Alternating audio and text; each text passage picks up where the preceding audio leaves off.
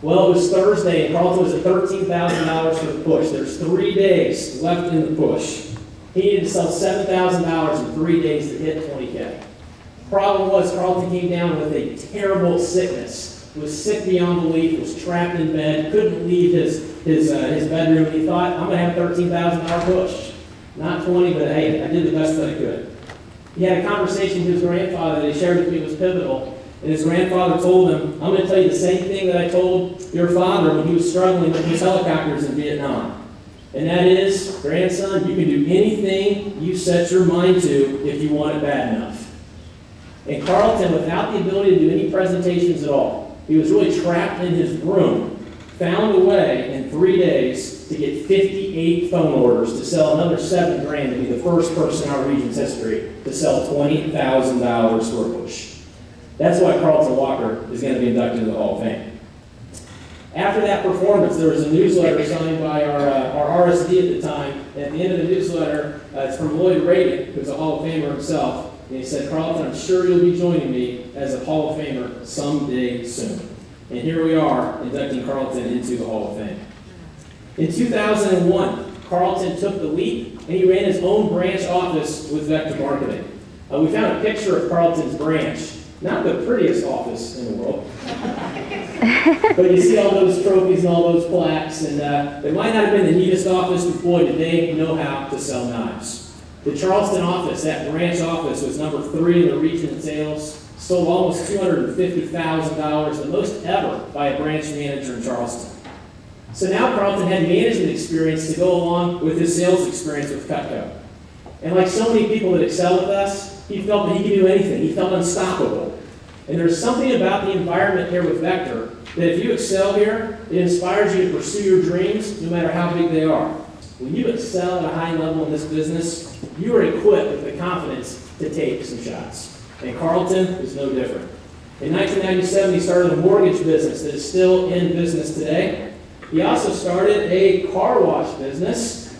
Here's a picture of one of Carlton's trucks. Really an innovative idea. It was called a We Come to You car wash. We'll come to you and we'll wash your car. And in 2001, this little company grew from 1 truck and 1 employee to 8 trucks and 15 employees. And they were doing about $200,000 a year. What's funny is Carlton took his principles from Vector and applied them to what he was doing. He ran his office like it was his branch office. He even got a field training rock sign up in his office for his car wash. As cool as some of these things were for Carlton, there was still something bigger that was inside of Carlton Walker that needed to come out. There was something he was more passionate about. There was a story inside of Carlton that needed to be told. As you saw in the news clip, Carlton's father was a helicopter pilot in Vietnam in the squadron that was portrayed in the movie Apocalypse Now. And you may have heard about this squadron. This squadron went on the most dangerous missions in Vietnam. They had the most people killed of any squadron that went to Vietnam. And they also earned the most war decorations of any squadron there. Carlton's father was awarded the Silver Star. And as the video portrayed, Carlton's father was exposed to gruesome things. He watched his best friend burn to death on his last day there. Carlton's father was the only survivor of that squadron to live to tell the tales. He came back from that experience tormented by what he saw there. And Carlton went 20 years without hearing from his father at all. Carlton felt a burning desire to share his father's story of what his father went through, but also how it affected Carlton and the family afterwards. In December of 1999, Carlton landed a small part in the movie The Legend of Bagger Vance with Matt Damon. And Carlton says if you watch the movie, you can see him for about 3 seconds in that movie. There's about a 3-second blurb where you see Carlton. And that's a picture, I guess. Yeah, I was in the war scenes. In the war scenes. He was Matt Damon's private. And he got to know Matt a little bit, you know. It's a really small part. Real small part, 3 seconds. 3 seconds. I know, everybody thought you were a movie star, Carl. And a 3-second shot. Here's a picture with Matt Damon. And Matt Damon had a great effect on Carlton. And talking to Matt Damon, you know, Matt Damon got his start working with Ben Affleck on Good Will Hunting. They basically created their own play about things they experienced in their lives. And Carlton was inspired by that and decided to start working on the script for his own screenplay. Someday, Carlton thought, what I've got to tell, it could be a box office hit. It really could. And Carlton also decided that when it did happen, he's going to donate all the proceeds to charity to help abused and disadvantaged kids, a cause that's close to Carlton's heart. Well, that idea was inside of Carlton, and that picture took place back in 2000, and he dabbled with the idea for several years, but finally, in 2004, he decided to get serious about it. He moved to California. That's the place to go if you want to make a movie, right? And he moved out there because he knew he needed to get the attention of all the Hollywood big shots. So he's in California, he's in the right place, but so are thousands of other wannabe screenwriters, just like Carlton. He's got to find a way to get in front of some influential people and get them to read a script. But he's got no real connections. He has no real previous experience other than the 3-second phenomenal job he did in that movie. Without any of these connections, with no experience, how's he going to get people to take him seriously? He's starting from scratch. He's working all by himself. How do you network your way into the movers and shakers in Hollywood? Well, there's only one way to do it, and that's to start selling Cutco. Start selling some Cutco. Start selling some Cutco. Start selling babies.